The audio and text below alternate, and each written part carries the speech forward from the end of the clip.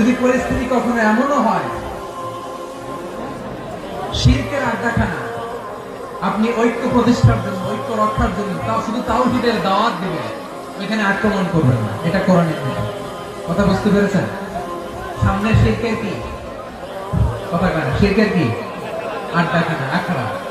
কিন্তু ঐক্য বজায় রাখার জন্য, গৃহযুদ্ধ এড়ানোর জন্য আপনি শুধু এটা যে শিরক, এটা হারাম, এটা থেকে তোমরা বেঁচে থাকো, শুধু দাওয়াত দিবেন, আপনি আক্রমণ করবেন না। এটা কোরআনের বিধান। সুবহানাল্লাহ করবেন না? এই চমৎকার ঘটনাগুলো আপনারা শোনাতে পারবো এরকম বিশৃঙ্খলা করলে। মুসা আলাইহিস সালাম আল্লাহর সাথে সরাসরি কথা বলতেন। ওয়া কাল্লামাল্লাহু মুসা তাকলিমা। সুবহানাল্লাহ বলেন। আওয়াজ করে সবাই বলেন সুবহানাল্লাহ। এখন বনি ইসরাইল হচ্ছে পৃথিবীর সবচেয়ে গোয়ার জাতি।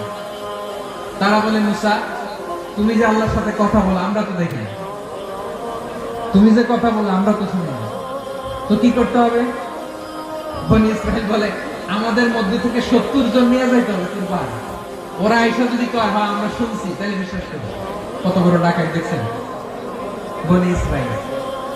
এদের চেয়ে গোয়ার জাতি নাই। এত গোয়ার তুমি করেছো মুসা আলাইহিস সালাম। তুমি যে আল্লাহর সাথে কথা বলে আমরা তো দেখি, কি করব? 70 জন আমাদের বন্ধু বান্ধব যে দেখে তারা বলবে ওকে আসো। 70 জন নিয়ে গেল।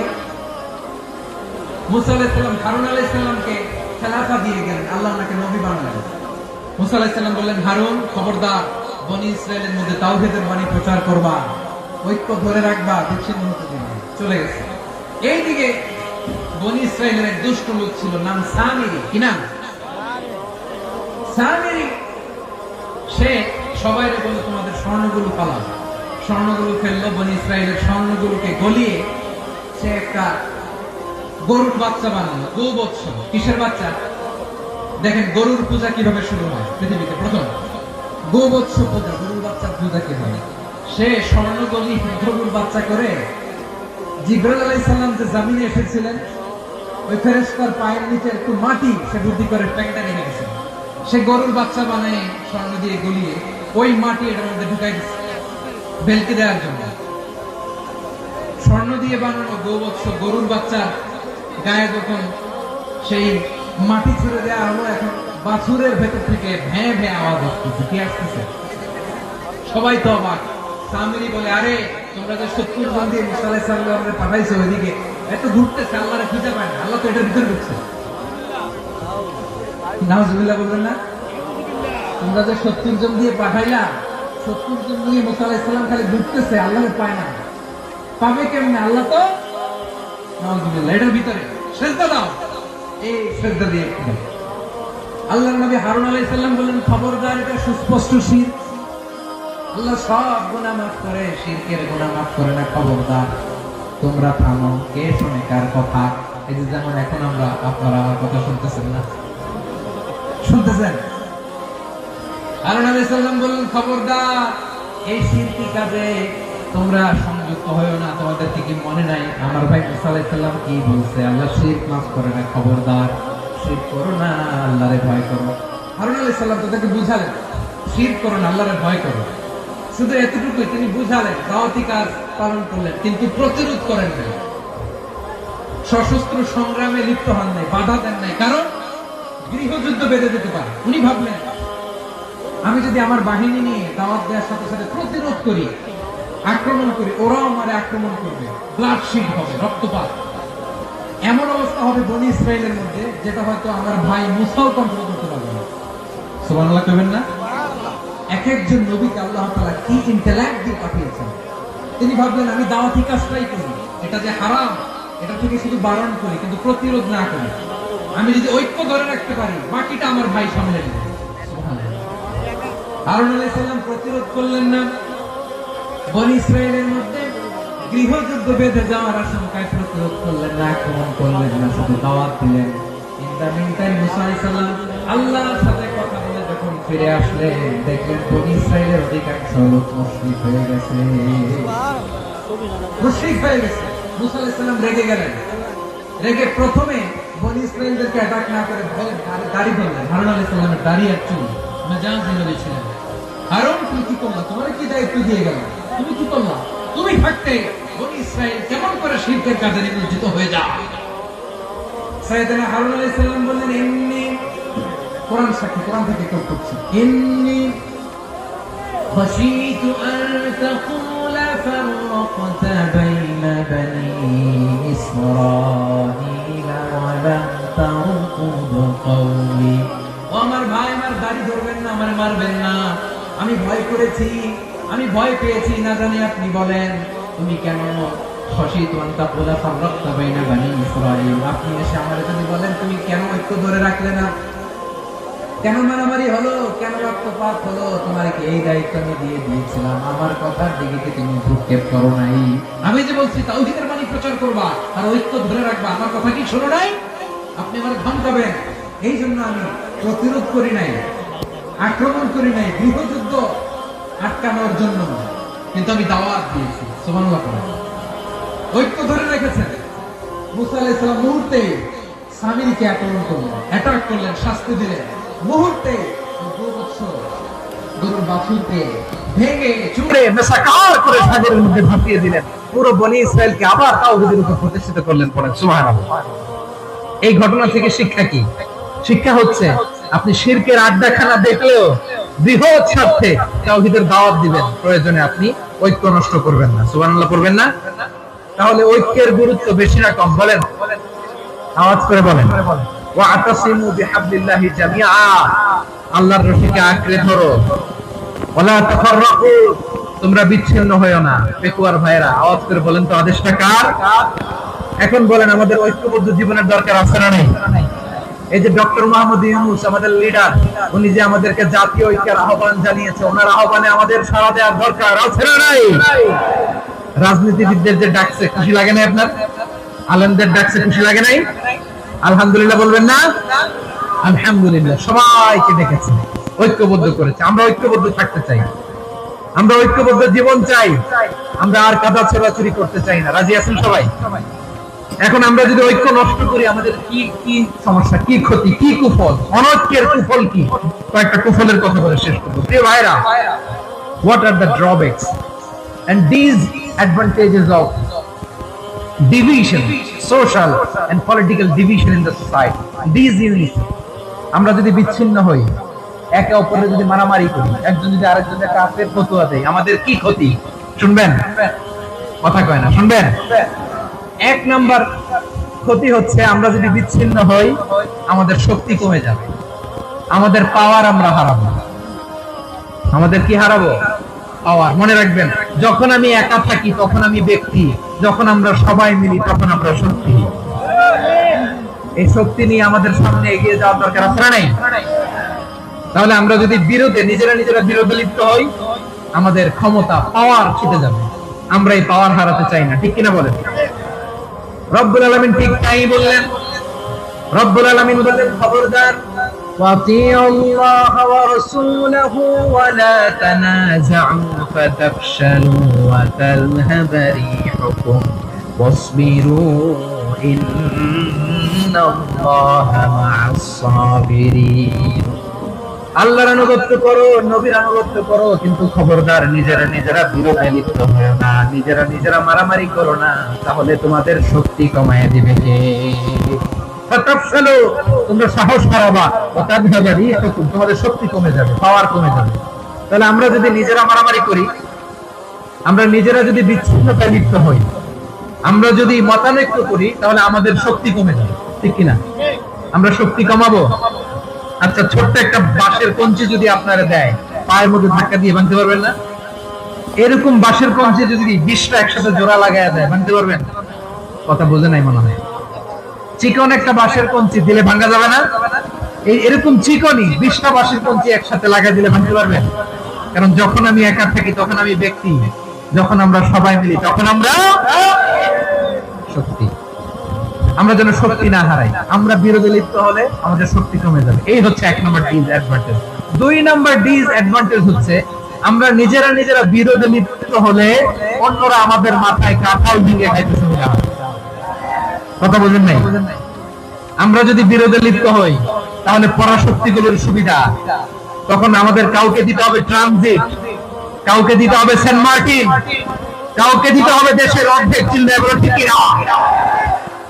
নিজেরা নিজেদের প্রবলেম সলভ করার ক্যাপাসিটি আমাদের আর থাকবে না। আমরা যদি বিরোধে জড়াই, আমার কলিজার টুকরা পেকুয়ার ভাইরা, আমরা বিরোধ করব না,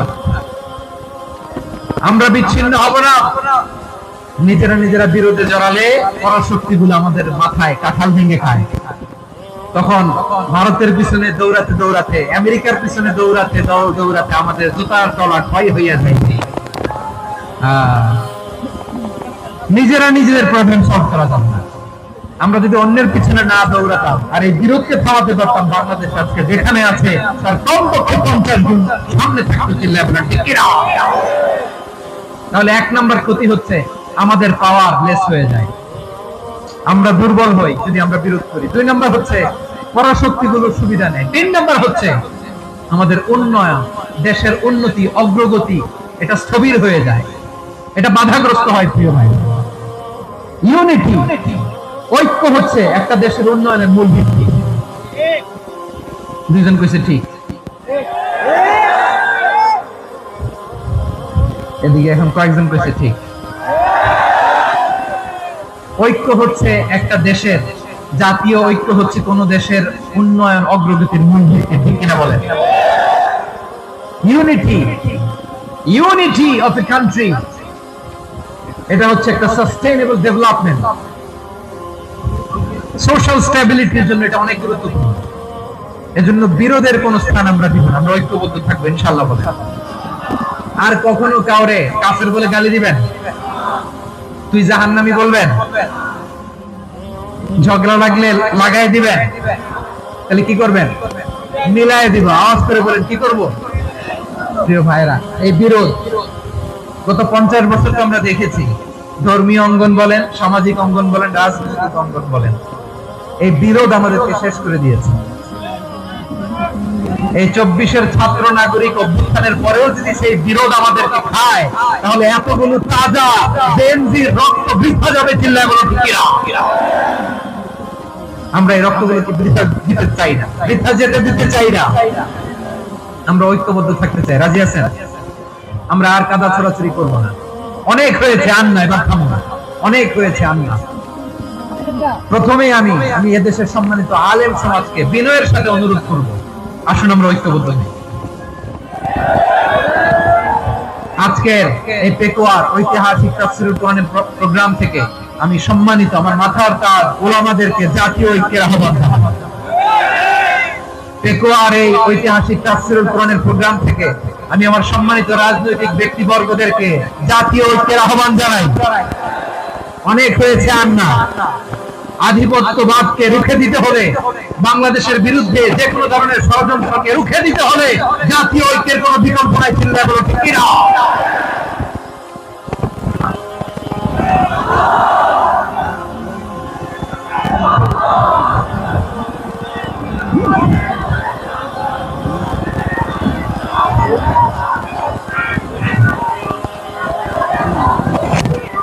আমার প্রিয় ভাইয়েরা, আমার ভাইয়েরা, আর কাদা ছেড়াছড়ি করব না ইনশাআল্লাহ। বলেন আল্লাহুম্মা ফাশহাদ, আল্লাহ তুমি সাক্ষী থাকো, আল্লাহ তুমি তৌফিক দাও। আওয়াজ করে পড়েন আমিন। আর একে অন্যকে কাফির বলে গালি দিব না, ঠিক কিনা বলেন? রাজি আছেন? ধ্বংস করে দিয়েছি আমরা আমাদেরকে। আপনারা হালাকু খানের নাম শুনেছেন? মঙ্গল অধিপতি হালাকু খান বাগদাদের আমাদের বিশাল দারুল হিকমা লাইব্রেরিকে ধ্বংস করেছে। 10 লক্ষ মুসলমানদেরকে কচুকাটা করে গণহত্যা করেছে। জানেন, আমাদের সভ্যতা সূতিকাগারের কেন্দ্রবিন্দু ছিল বাগদাদ।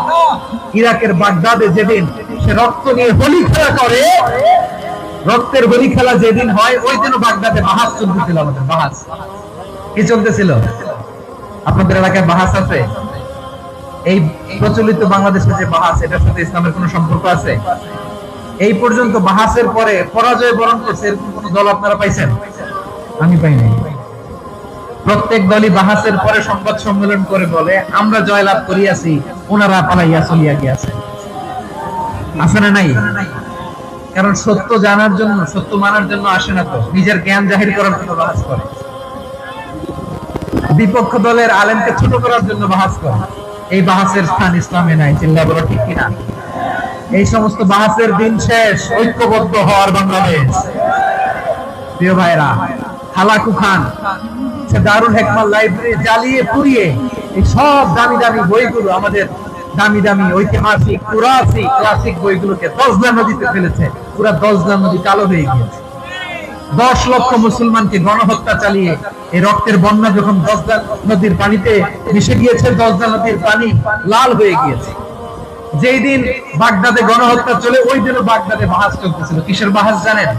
মেসওয়াক, ডান মারি থেকে করা সুন্নাহ, এটা আমরা জানি। এখন কি উপরের মারি না, নিচের মারি, বাহাসের বিষয়। এই বাহাস করবেন আপনারা। বিশ্ব যখন এগিয়ে চলেছে, আমরা তখন বসে বিবি তালাকের ফতোয়া খুঁজেছি কোরআন হাদিস চষে। তালাক ইসলামের অনেক গুরুত্বপূর্ণ অনুষঙ্গ। তালাক কোরআনের একটা সূরা। কিভাবে তালাক হবে না হবে আমাদের ফুকাহায়ে ইকরাম, আমাদের আকাবেররা সব বলে গিয়েছে, সব জানা। আপনি হয় এটা মানবেন, নয় ওইটা নিয়ে বাহাসের দরকার নেই, ওইটা নিয়ে মারামারির স্থান ইসলামে নাই। আওয়াজ করে বলেন ঠিক কিনা? এখন পেকুয়ার ভাইরা, শেষ কথা বলি, আওয়াজ করে বলেন আমরা ঐক্যবদ্ধ হতে চাই কি চাই না? চান? এই যে আমি বিনয়ের সাথে আলেম সমাজকে জাতীয় ঐক্যের আহ্বান জানালাম, এটার সাথে আপনারা সংহতি প্রকাশ করেছেন?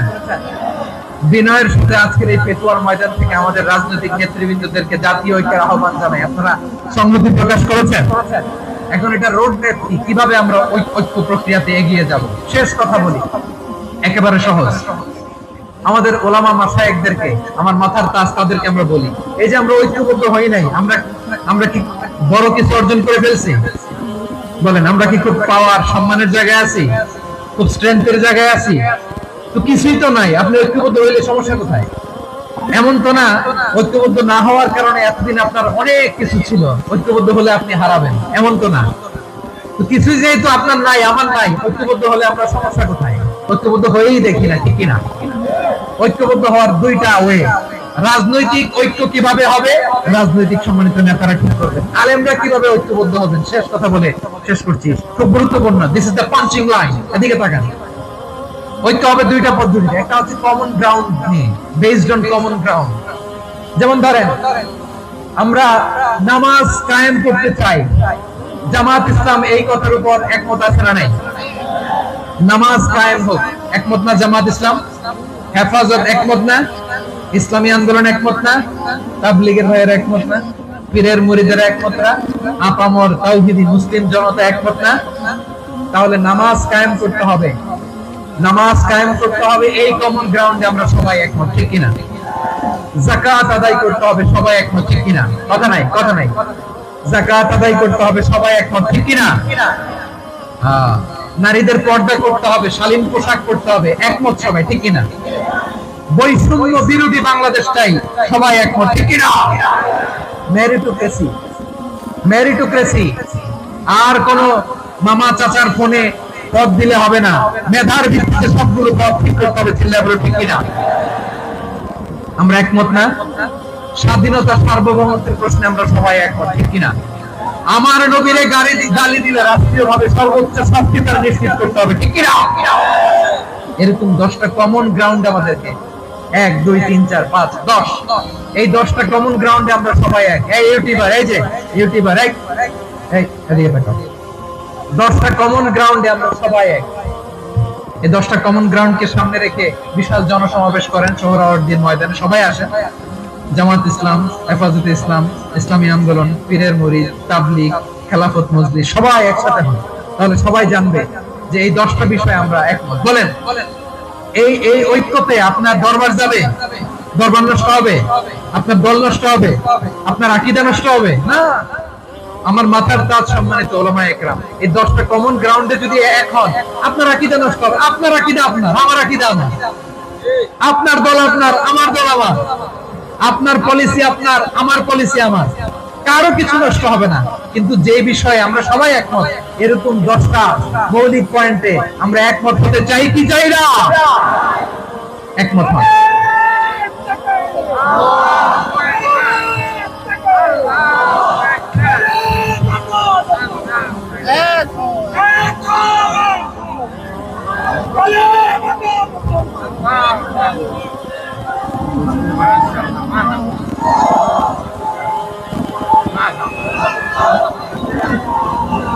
আমার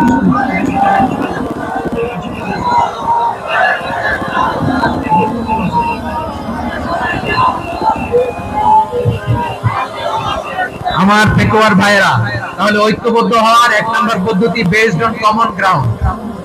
কমন গ্রাউন্ড, এতে কারো কোনো লস নাই, কারো কোনো ছাড়ও দেওয়া লাগবে না, কারো দরবারও যাবে না, কারো দলও নষ্ট হবে না, কারো আকিদাও নষ্ট হবে না। আমার আকিদা আমার, আমার দল আমার, আমার সব ঠিক আছে। শুধু এই বিষয়ে আমি একমত, তুমি একমত, তুমি একমত, তো আমরা সবাই একসাথে বসে জানান দেই যেগুলোতে আমরা একমত, শোডাউন করি। বাংলাদেশের যে কোনো মহাসমাবেশকে সেই দিনের মহাসমাবেশ ছাড়িয়ে যাবে, চিল্লায় বলো ঠিক কিনা? এরপর জেলায় জেলায় বিভাগীয় বিভাগীয় আপনারা ওয়ার্কশপ করেন, সেমিনার করেন, আইস ব্রেকিং প্রোগ্রাম করেন। এভাবে আমাদেরকে আগাতে হবে। তাহলে number 1 common ground base, number 2 issue base, issue ভিত্তিক ঐক্য। যখনই জরুরি কোনো ইস্যু আসবে আমরা ঐক্যবদ্ধ হব। রাজি আছেন সবাই? সবাই রাজি আছেন? আল্লাহ তাআলা আমাদের সবাইকে ঐক্যবদ্ধ জীবন ধারণের প্রতি দান করুক, আমরা করি আমিন।